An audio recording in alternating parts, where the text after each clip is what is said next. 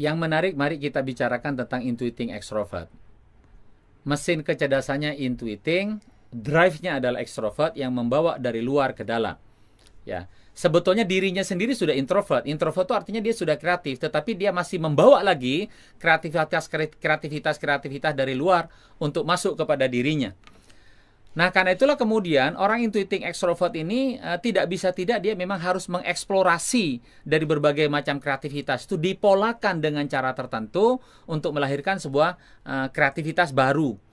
Itu mengapa saya menyebutnya mudahnya orang intuiting extrovert itu seperti seorang assembler idea, bukan assembler teknis. Dia adalah assembler idea. Jadi ide dirinya punya, dari luar masih di-invite oleh dia, masuk pada dirinya.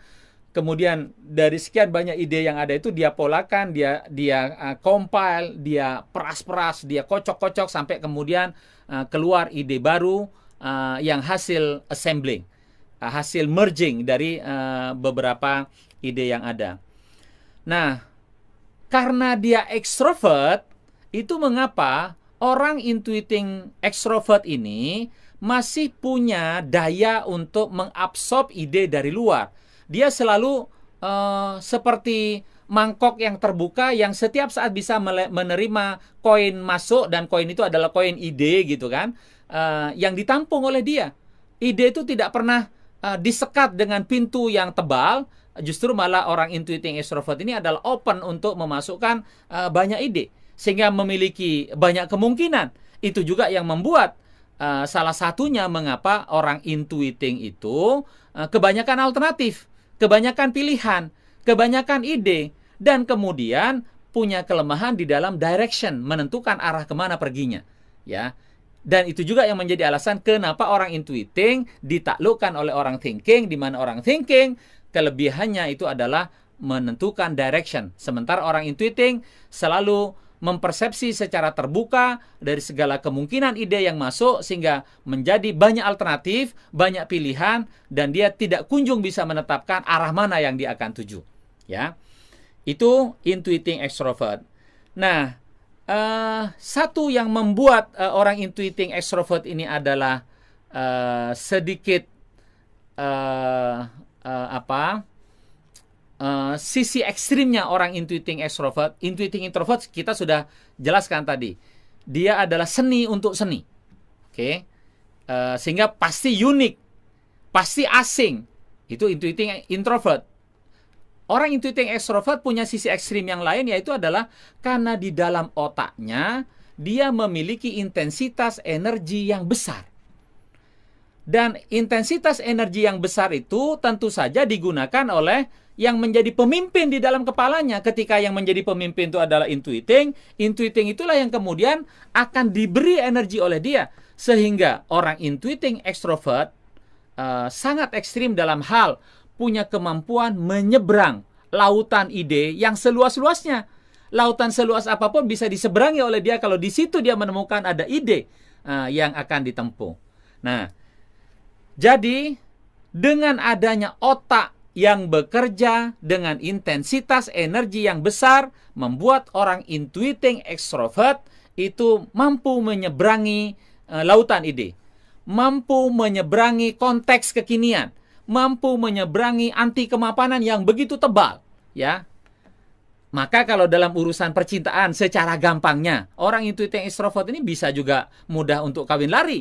Kalau dia udah ketemu sama pasangannya yang cocok, orang tuanya nggak setuju karena bagi dia itu adalah bagian dari penyeberangan ide, ya dia kawin lari saja. Dan dia tidak peduli dengan sekitarnya karena dia bersedia menyeberang, melintasi budaya yang eksis pada saat itu, melintasi momen kekinian. Ya, nah itu adalah yang terjadi pada orang intuiting extrovert. Jadi orang intuiting extrovert memiliki energi yang tinggi untuk mengekspresikan idenya, mencari ide yang lebih brilian. Kalaupun dia harus ketemu di seberang lautan, kalaupun itu dia harus meninggalkan orang tuanya, maka itu akan dilakukan oleh orang intuiting extrovert. Ini dari segi ide. Meskipun orang intuiting extrovert itu adalah di antara semua personality genetik dia yang paling anak mami. Jadi dia mungkin boleh bersedia berseberangan dengan bapaknya, tetapi dia sulit untuk berseberangan dengan ibunya karena dia adalah anak mami. Dia homesick kalau lama tidak bertemu dengan ibunya, ya. Nah, jadi penyeberangan itu mungkin dalam banyak hal, except kecuali ketika dia harus berseberangan dengan ibunya barangkali, karena dia anak mami tadi. Nah, jadi menariknya orang intuiting extrovert ini adalah dia menciptakan seni untuk pasar. Karena dia menciptakan seni untuk pasar, maka cenderung produk dan isi pikirannya itu kepake. Yang jadi masalah adalah ketika sebetulnya menurut sudut pandang orang lain sudah ketemu idenya yang bisa diterima pasar, tetapi dia lebih banyak persiapan, lebih banyak mencari alternatif yang lain. Betul nggak, betul nggak, betul nggak. Nah, inilah yang membuat begitu masuk berpikir cara thinking, itu akan menyempurnakan orang intuiting extrovert yang kebanyakan persiapan dan kebanyakan alternatif. Karena sebetulnya di antara sekian banyak pilihan ide dia, pun sebetulnya sudah berorientasi pasar. Sehingga kemungkinan untuk berhasilnya kuat.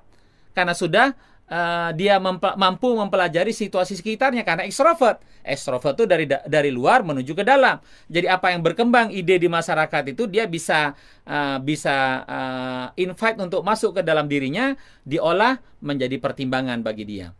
Nah, mudah bagi dia untuk menambah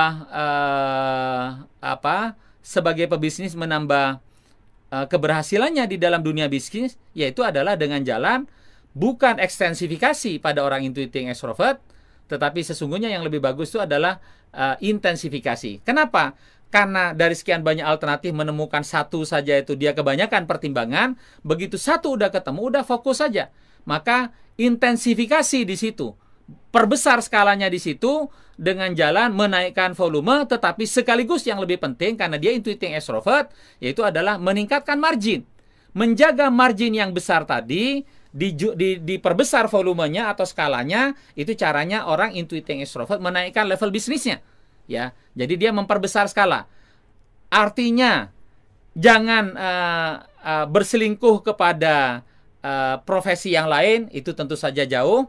Maka wajar kalau orang intuiting sudah suka bisnis, dia akan enggan kepada politik. Itu sudah betul cara pertimbangan seperti itu.